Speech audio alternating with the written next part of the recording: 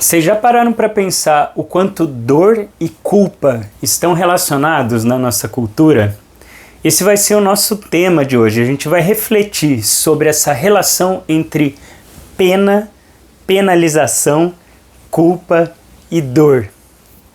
E a gente vai começar lá atrás, a gente vai lá na Bíblia, no Gênesis. Deus expulsa Adão e Eva do paraíso porque eles comeram o fruto proibido. E aí, o que Deus fala para Adão e o que Deus fala para Eva?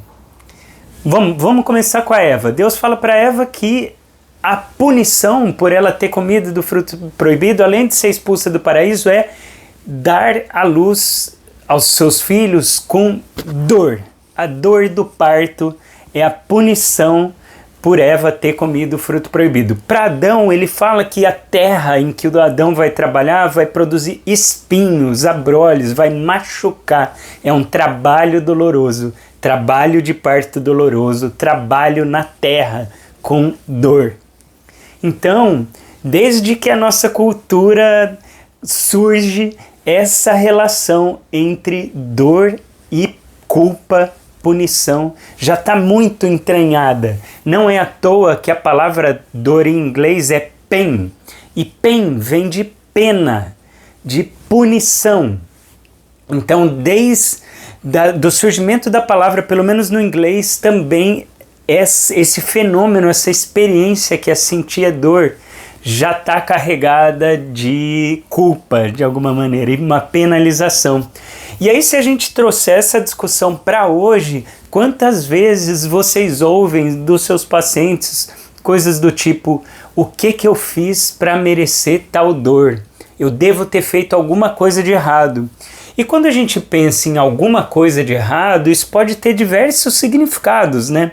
Às vezes, quando o paciente fala o que eu fiz de errado, ele está se referindo a como ele lidou com a vida dele, a questões posturais, ou o estresse, ou como ele foi levando, ou sedentarismo, né?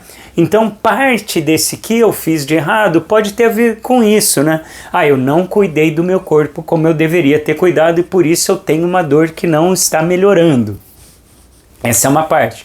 Outra maneira do paciente falar o que eu fiz de errado é quando ele pensa coisas do tipo: eu devo ter sido uma pessoa muito ruim, é como se eu estivesse sendo castigado por Deus, né?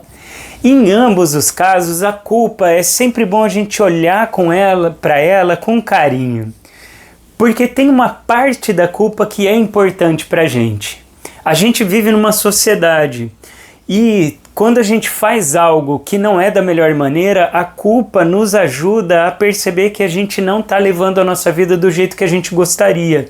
Então, eu sempre bato nessa tecla aqui nos nossos vídeos, né? Que as emoções têm funções. Qual é a função da culpa? A função da culpa é nos alertar de que a gente não está agindo do melhor jeito e a gente pode mudar a nossa maneira de agir.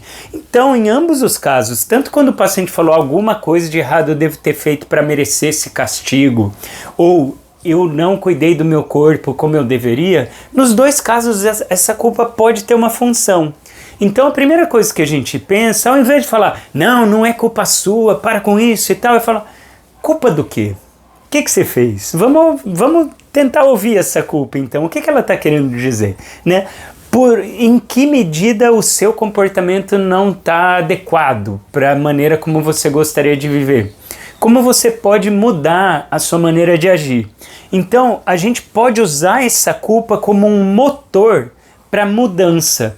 O que é muito diferente da gente usar a culpa como uma punição no sentido de você não fez certo e agora você está com essa dor, então você merece e tal. A nossa sociedade se desvia da função da culpa quando usa a culpa meio como um autoflagelo, né? Como, eu mereço porque eu faço tudo errado, né? Esse faço tudo errado já está com algum problema, né? Como é que a gente faz tudo errado? A gente não acerta em nada, né? Essa frase não nos ajuda.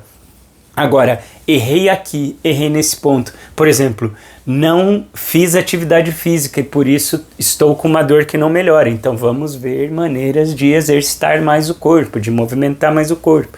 Não estou cuidando bem da minha alimentação. Ótimo, vamos ver maneiras de você se alimentar melhor. sabendo que uma certa dose de culpa a gente sempre vai carregar, porque quem aqui age 100% de forma correta e balanceada, equilibrada e tá tudo bem? Eu não. Na minha vida eu não tô 100%, então de vez em quando bate uma certa culpa, do tipo, não fiz exercício essa semana da maneira como eu gostaria, ou não estou cuidando do meu sono. São pensamentos que aparecem frequentemente na minha cabeça. Agora, uma coisa é falar, então eu não estou fazendo certo, então eu não faço nada certo e a minha vida vai ser uma catástrofe total. Isso é uma consequência, né, disso tudo que vai aparecendo na cabeça. E isso provavelmente me leva para um lado muito ruim, de desesperança, né? De não valia, assim, de não me sentir válido, né?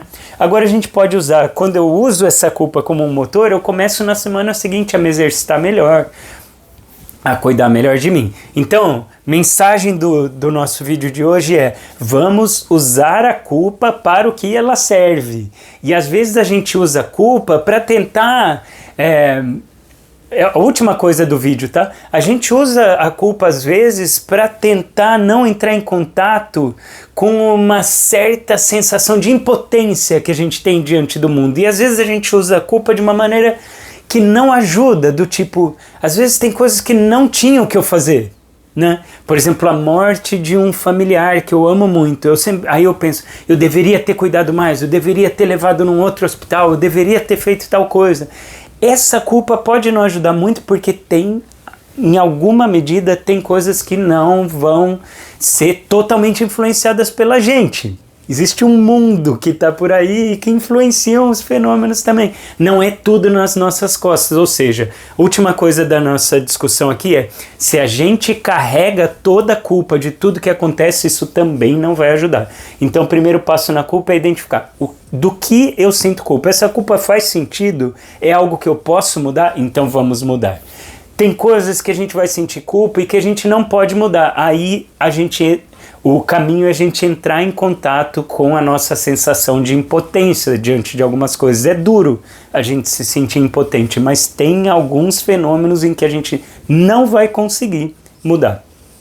E tá tudo bem com isso, no sentido de que nós temos limitações. É assim que nós somos feitos de uma maneira incompleta. A gente não consegue lidar com tudo ao mesmo tempo e ser totalmente bem-sucedido em tudo. Falei demais. Semana que vem tem mais vídeos sobre psicologia, sobre emoções, sobre funções das emoções e como a gente pode fazer para viver melhor. Um abraço.